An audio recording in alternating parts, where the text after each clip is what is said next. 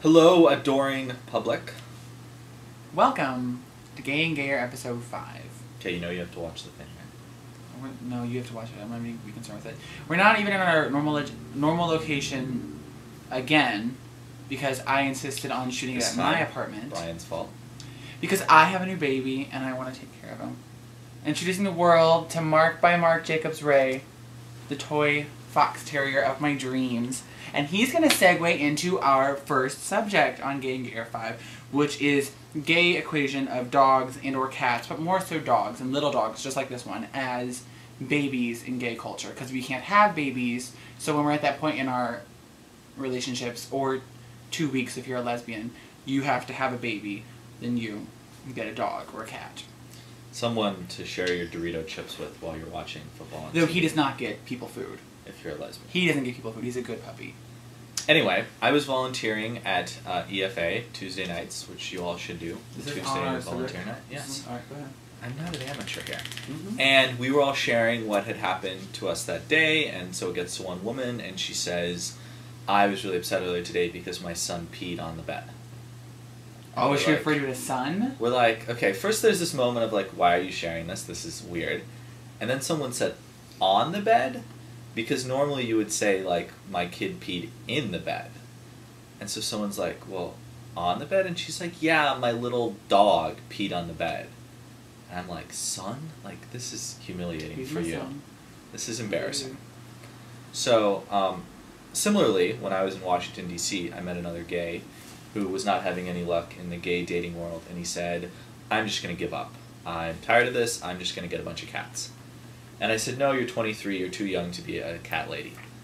But just that the gays think that that's an acceptable alternative is not the greatest for our community. In defense of crazy pet people, I brought him into Schnucks today. Not just because I was like randomly grocery shopping, because I have 2 family members, my sister and my mom work at the same Schnucks, and they have not seen him yet. So I was bringing him in to show them, and some random lady, like angry, disgruntled lady, was like, you can't bring a dog in here. It doesn't work for Schnucks, just some other customer.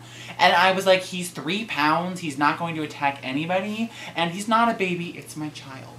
And she had a little child who, had she gone on with the fight, I would have attacked her for having a disgusting toddler in the store, which is the same thing, if not worse. So there. Should we move on, or should we touch on it anymore? Well, I mean, the disgusting little toddler is not going to poo in the middle of Schnucks. You don't know, they might. They've done that before. M by MJ is already proven that he is willing to poo places where he should not. He's working on it. He's young still. Brian, sadly, will not be able to entertain in his apartment anymore. Yes, I will. I already have. It will smell like poo everywhere. It'll smell like poo and really good perfume, so there. It does smell like cupcakes. We spray. I don't know about really good perfume. We sprayed cupcake spray all over the place. It's pink sugar. Or pink something. I don't know. Alright, the next subject is something we discussed a little while ago while inebriated. And it is if we're not lesbian experts by any means. We don't have that many lesbian friends, admittingly. I think I know like one. Not that we're opposed to them, and I would like to have more lesbian friends. It just hasn't happened. So if you see me out in public, lesbians, befriend me. I want to be your friend. I don't have many of you. Introduce me to the community. Let's go to Novax. I need you. Because we are now going to discuss, or going to try to discuss, apparently there's been a general consensus, Andy thinks there's a general consensus, that it's creepy and wrong for an older gay man to date a younger gay man. I wouldn't do it. I don't support it. It's not like creepy and wrong in a singular, but like to exclusively only be attracted to people who are like 18 to 21 when you're like 50. I think that's more of a handicap than anything.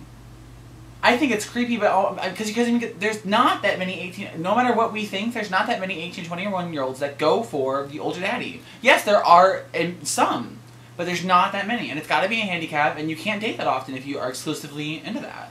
Yeah, it's creepy to me also because I think sometimes it comes from people who were closeted or were kind of messed up out of their gayness. I think it has a lot to do with it. And they just like haven't matured. Exactly. And they haven't progressed. If you unfortunately were married for 20 years and you came out when you're 45 and now you want to date 18-year-olds, that's great, but unfortunately since you didn't realize you were gay at a younger age, you missed it. Sorry. I mean, if you could have 1 or 2 experiences from a gay.com hookup, that's great for you. But I really don't think you should bank on dating that 18-year-old for 2 years to make up for your experiences. Sucks for you. Should have came out when you were 15 like the rest of us. At least college. something. You gotta be out in college.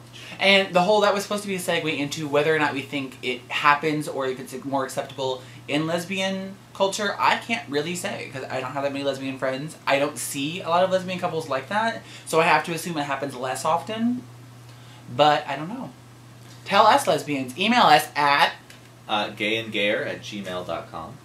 We got gayandgayer@gmail.com, really? Yeah. Hell yeah, I didn't realize that was our email, but okay. And so, if it does happen with lesbians, it doesn't really weird me out. I think because I don't view the lesbians as sexually threatening as I do like the gay men. Oh, dykes I do. I'm really afraid of a dyke with a strap on. Oh my god, she could probably tear me up. Like a big one? Come on, most of them weigh more than me.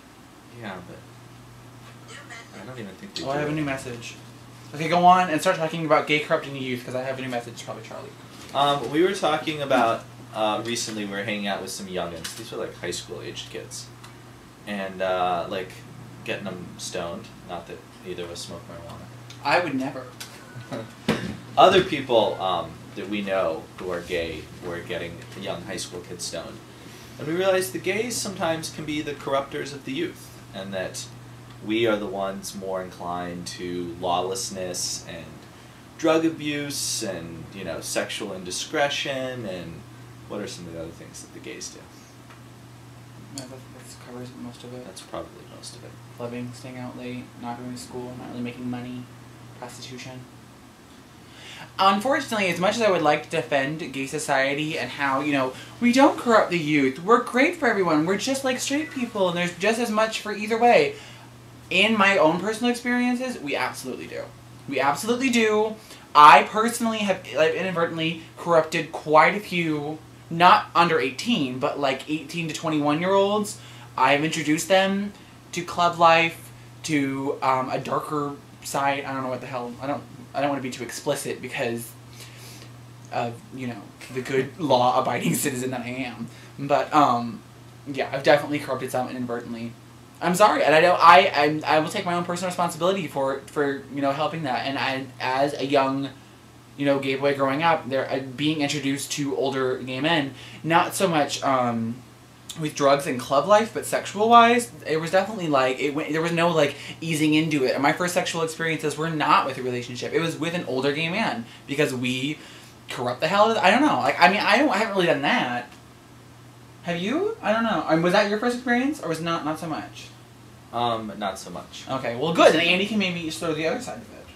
Yeah, I mean, I guess part of it is when you're making a giant transition sexually and doing something that feels wild and crazy sexually, which is common in the gay community, then it's a lot easier, I think, not to be as concerned about doing wild and crazy things in terms of drugs and alcohol and partying and being wild and crazy. Because it's like, once you've gone wild and crazy sexually, then you can go wild and crazy with everything. You know, it is true that most of the gay men I know that are quote-unquote vanilla, it's a kind of a straight term too, but it's kind of a gay term as well, yeah. That are like vanilla people are very, they don't use drugs, they don't really club that often, even when they get drunk, they don't get drunk that often, and they can get tipsy on who drinks, that kind of, you know, person. That's just embarrassing. Well, we both have friends that are like that. Yes. And it kind of converts into the bedroom, for as far as I know. And the boys that I know that are not so vanilla usually are associated with drugs and clubbing. So I wonder if it's like what the cause and effect relationship is. If people who are more attracted to crazy sex are also more attracted to those other things just because they're wild and crazy people, or I think if you're into wild and crazy sex, you hang out with wild and crazy people who teach you to do all these other things. No, I think it simply comes down to a willingness to experiment in every aspect of your life. If you're willing to experiment in the bedroom and you're willing... seconds. Seriously? We had like 8 more subjects. I know. Wow, we went by quick. Email us for next week's suggestions. Comment on this. I don't know if this is our best game gear, but my dog's asleep in my lap. Is that it?